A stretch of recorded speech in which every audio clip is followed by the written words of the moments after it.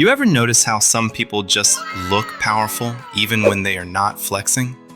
It is not their arms, it is not their chest, it is their back.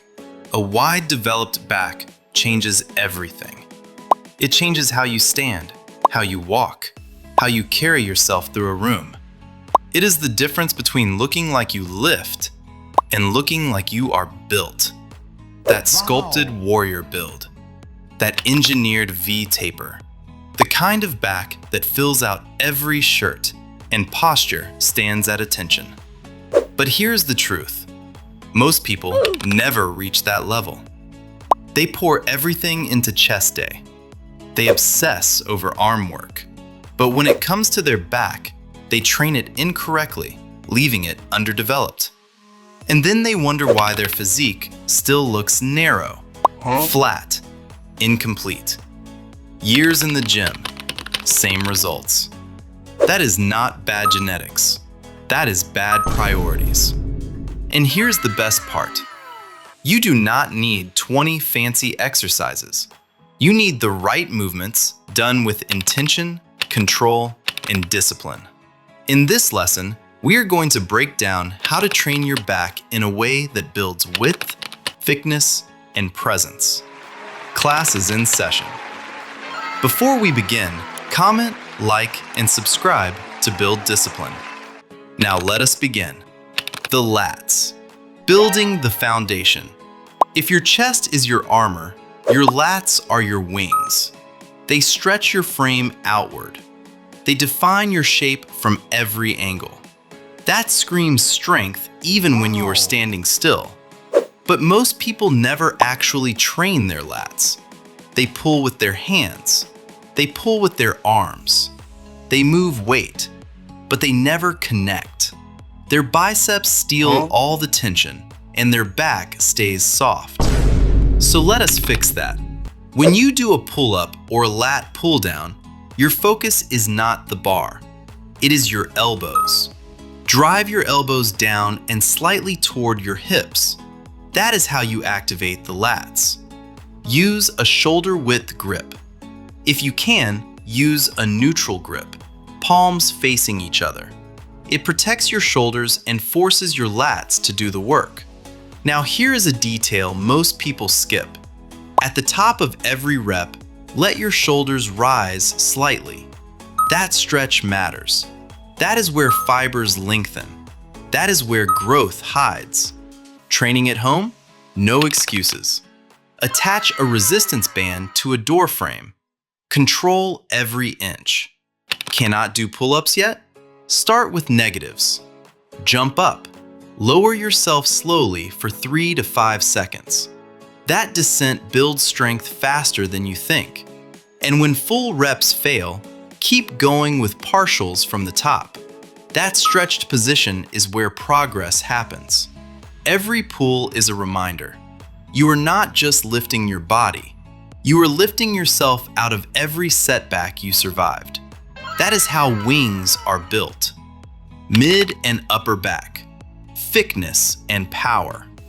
A wide back gets attention. A thick back commands respect.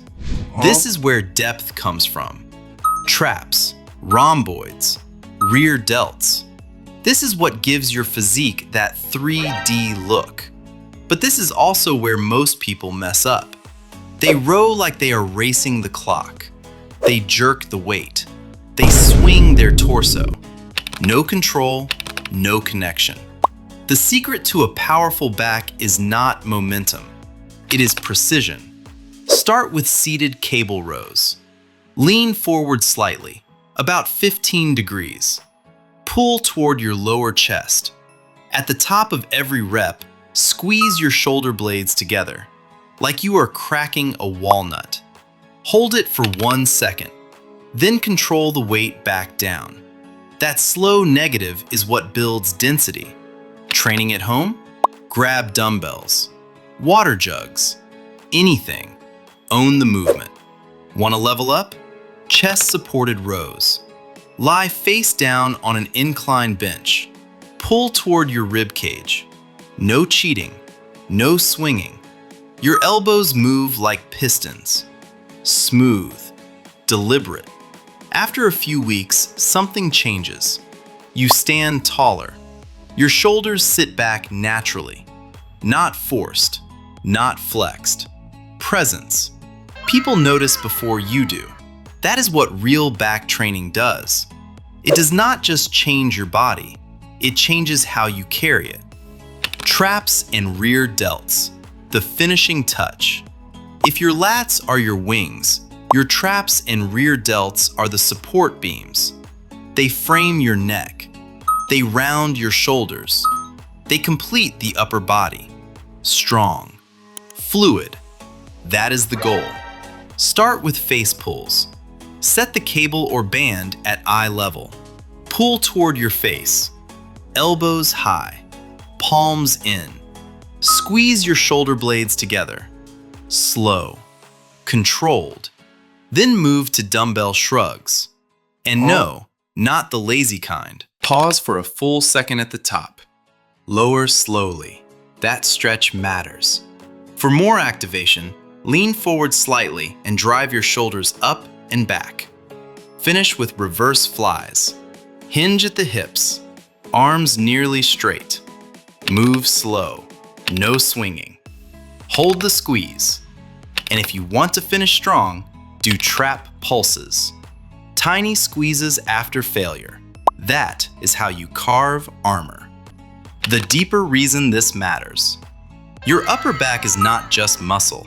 It represents how you carry weight, not just plates, pressure, responsibility, life. Every pull teaches you this.